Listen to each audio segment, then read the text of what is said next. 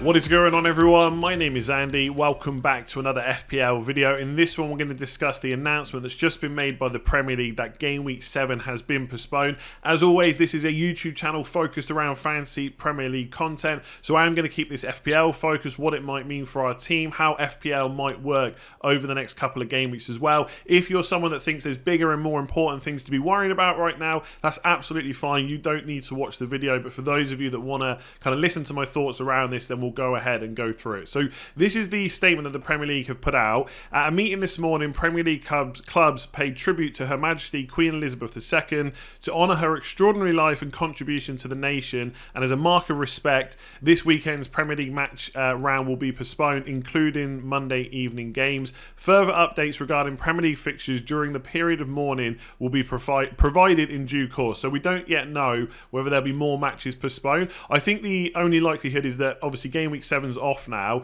There is a chance that Game Week 8 could be off as well. I think anything after that should be fine. We don't know when these matches will be rearranged, but if you follow people like Ben Crellin on Twitter and obviously James from Planet FPL, I think both of them have said that it's very unlikely that these matches will be rearranged before the World Cup. It's likely to come afterwards. Whether or not they should be called off, in my personal opinion, is that they should just go ahead. There's plenty of ways to pay respect and stuff like that, but this is such a big event, I also understand why they've done it. So again, it's an FPL video. We're not going to get into that kind of discussion too much. So just some quick thoughts.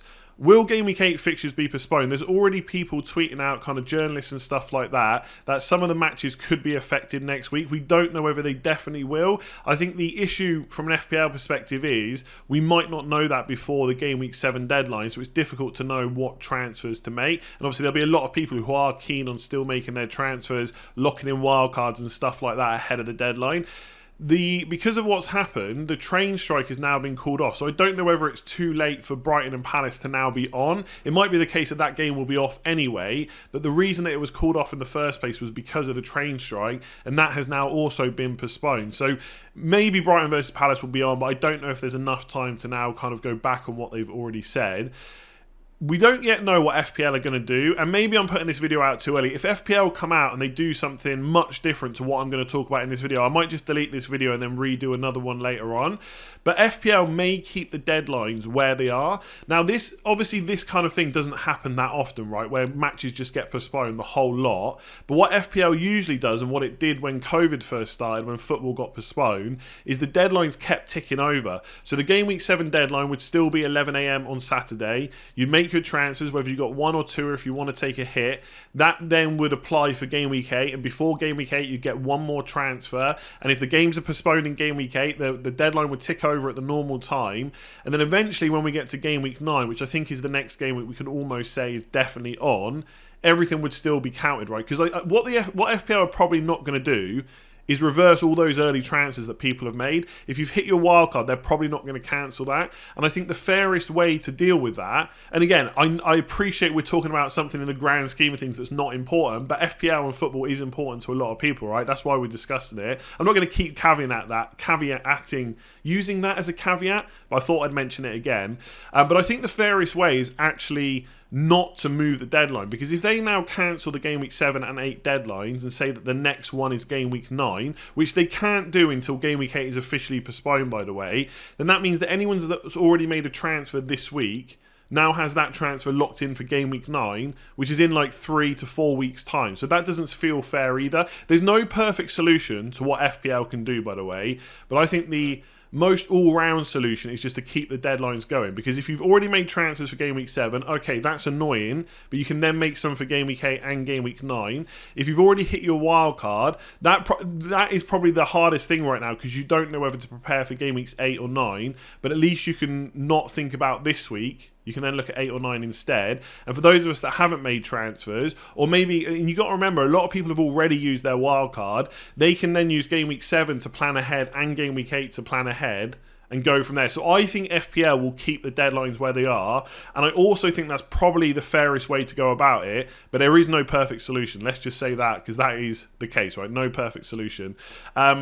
So transfers and wildcards should now be viewed as if we are playing from Game Week 8 onwards. So forget about Game Week 7. Those matches will be put in somewhere after the World Cup. Could be double game weeks and stuff like that down the line. They may even have to extend the season. The season is already going on till May 28th, I think. They may have to extend that even further. But again, we'll wait and see. We don't need to worry about that right now.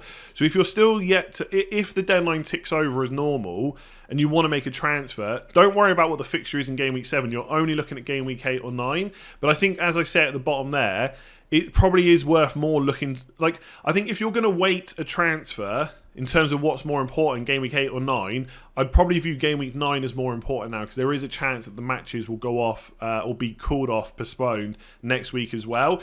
So if you look at... Say my team, for example, this is it in Game Week 7, which now isn't going to matter. So for what it's worth, we'll never find out whether I would have captained Salah or not. I probably would have gone for Haaland for what it's worth. This is what it looks like in Game Week 8, but I've got 2 free transfers this week, and I don't know if this Brighton game is going to be called off or not, but I will probably start thinking maybe about Game Week 9. Now, for what it's worth, I think anyone that was looking to wildcard in Game Week 8 will probably now just hold off until Game Week 9. It's over the international break. We know that Game Week is probably going to be on.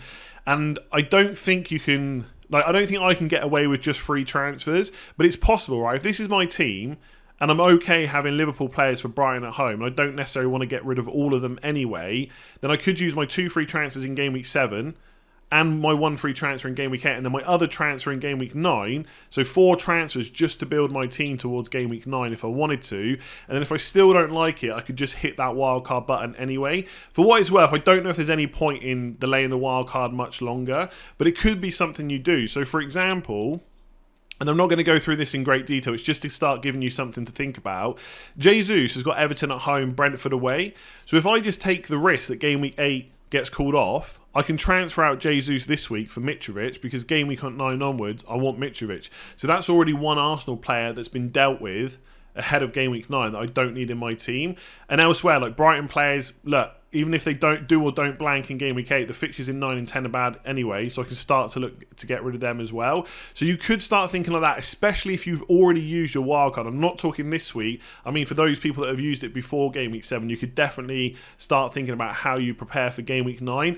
But until we know more, until there's more information about, when the funeral will be and when fixtures will be called off and whether FPL do anything about this, which I just don't think they will. I just think it's difficult, right, to reverse all those transfers and stuff like that without being able to... they could do that, right? If they reverse all the transfers, cancel all the wildcards that have been played this week, reverse all the price changes maybe, and then move the deadline to Game Weeks 8 or 9, that's probably an okay way of doing it. But if they can't reverse all the transfers, I think they have to let the deadline still go. But again, that's just my personal opinion. So we definitely got to be looking from 8 onwards. I would maybe weight transfers a little bit more towards Game Week 9, but you're going to have to just make that choice yourself, right? So I think I'll leave that video there. Without more information from the Premier League about fixtures or from FPL about what they're going to do, there isn't a huge amount more we can discuss. I think we just have to start looking towards kind of Game Week 8 and Game Week 9 in particular instead. For what it's worth, I've just had a look at the FPL website. I can just probably bring it up here.